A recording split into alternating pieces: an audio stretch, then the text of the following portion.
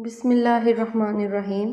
अस्सलामु अलैकुम। मैं उम्मीद करती हूँ आप सब खैर व आफियत से होंगे। सामीन ग्रामी, आज की हमारी कहानी का मौजू है हसद की सज़ा।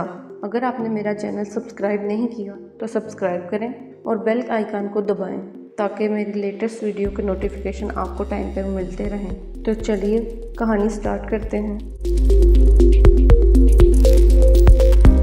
किसी मुल्क में एक शहजादा था जिसका नाम फ़िरोज़ था। इसकी 2 बीवियां थीं, एक का नाम सुनहरी और दूसरी का नाम चंदा था। सुनहरी के बाल लंबे और सुनहरी रंग के थे, जिसकी वजह से इसका नाम सुनहरी था और वो बहुत ही खूबसूरत थी। शहजादे फ़िरोज़ के माँ बाप चंदा से ज़्यादा सुनहरी को पसंद करते थे।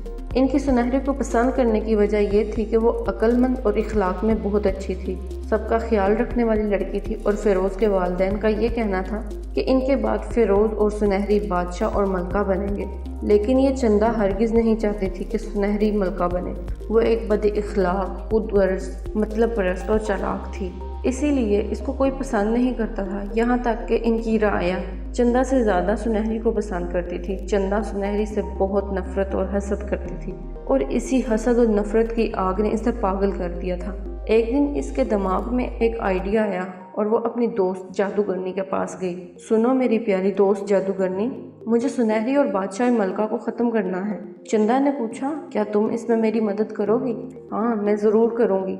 ये बताओ पहले किसे मारना है? क्योंकि वो बादशाह और मलका को इसलिए ख़त्म करना चाहती थी, वो हमेशा सुनहरी के ही गुण गाते थे और जिससे वो बेहद तंग थी। जादूगरनी ने इसे एक शरबत की बोतल दी और कहा कि बादशाह और मलका के खाने में रोज़ाना 1 चम्मच मिला देना। चंदा ने बिल्कुल ऐसा ही किया। कुछ दिनों में बादशाह और मलका की तबीयत बहुत बिगड़ने लगी। बादशाह और मलका की अचानक तबीयत ख़राब देखकर सुनहरी और फ़िरोज़ बहुत परेशान हुए। उन्होंने बादशाह और मलका का बहुत इलाज करवाया, मगर किसी को उसकी बीमारी समझ ना आई। ये सब कुछ सुनहरी को बहुत अजीब सा लगा। बादशाह और मलका की अचानक तबीयत का ख़राब हो जाना और चंदा का इन दिनों में बादशाह और मलका की खिदमत करना, इन सब बातों पर गौर करने के बाद इस नतीजे पर पहुंची कि ये सब चंदा की साजिश है। तो फिर वो चंदा पर नज़र रखने लगी। एक दिन जब चंदा जादूगरनी के पास गई तो सुनहरी भी चुपके चुपके से इसके पीछे गई। चंदा ने जादूगरनी से कहा, जो जहर तुमने मुझे दिया था मलका और बादशाह को देने के लिए, वो अब ख़त्म हो गया है। तो जादूगरनी ने कहा, ये कोई मामूली जहर नहीं था, इस पर मैंने काला जादू किया था, वो कल तक मर जाएंगे। सुनहरी फौरन महल पहुंची और दिल में सोचती रही, मुझे बादशाह और मलका को बचाना होगा।